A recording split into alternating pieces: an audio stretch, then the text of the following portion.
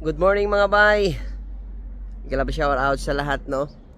Lalo na sa mga subscribers natin dito sa ating YouTube channel. Maraming salamat sa lahat ng sumuporta, no, hanggang ngayon. Simula Pilipinas hanggang Saudi Arabia at hanggang dito sa Canada. So ngayon mga bay, hindi na masyado malamig yung yung lugar natin dito sa Saskatoon dahil positive 2 tayo ngayon. At i-update ko lang yung ating mga snow. So ito yung mga puno nung nakaraan na nabidyohan ko. Maraming mga snow to no. Ngayon konti na lang, oh. Ayan, oh. May mga pailan-ilan na lang, pero konti na lang mga bay. Tapos yung ibang mga puno na yun, oh, may mga kulay pula na mga bulaklak. Ayan, ah. So ito yung lugar natin dito. Kaya malamig pala talaga dito mga bay. Silipin natin dito sa unahan. So hindi ko pa talaga to naikot or nagala dahil nga bago lang tayo dito, 2 linggo lang tayo dito. So far so good naman. At syempre pagka mga ganito, ingat lang tayo. Ayan, katulad yan, nalusaw na yung mga ice, no, yung snow. Madulas na yan mga bay, no. Ayan, so may araw ngayon. Ayan, may araw ngayon. So kaya natin ang lamig. Kahit yung naka-hood lang tayo, no. Hindi talaga tayo nakasuot ng pang winter. So ito yung lugar nila mga bay. Ayan.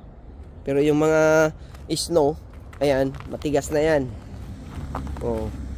Kakaroon na yan ng mga aksidente kapag kayo sapatos mo ay walang ang tawag dito. Parang may mga bakal kasi yung mga sapatos nila kapag kaganto winter para hindi madulas. Ayan. So, silipin natin yung pinaka-highway. Nandito lang tayo sa tapat ng bahay natin. Sa susunod mga bay, kapag kabisado na natin yung lugar, ay ikot-ikutin na natin to. So siguro mga next week, mayroon na naman tong parating na snow, no? So winter ngayon. Asahan na natin yung mga buong pangyayari ngayong sunod-sunod na buwan, no? So ayan.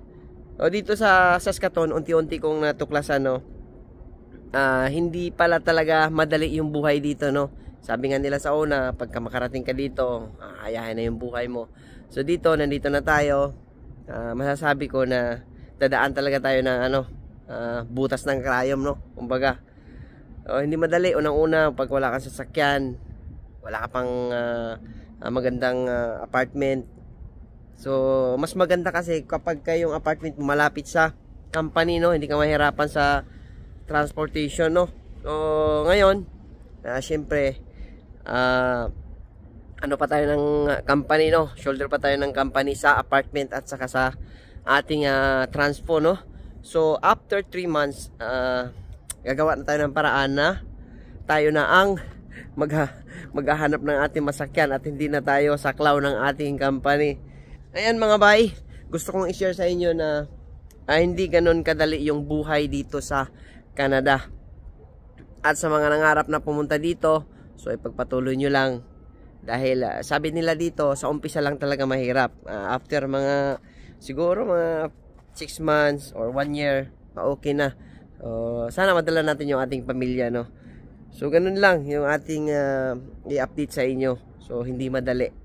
At sana patuloy yung suportahan yung aking YouTube channel. At sana nandiyan kayo palagi tuwing nag-upload ako. At ingat ng lahat mga bay. Amping lang. Amping. God bless.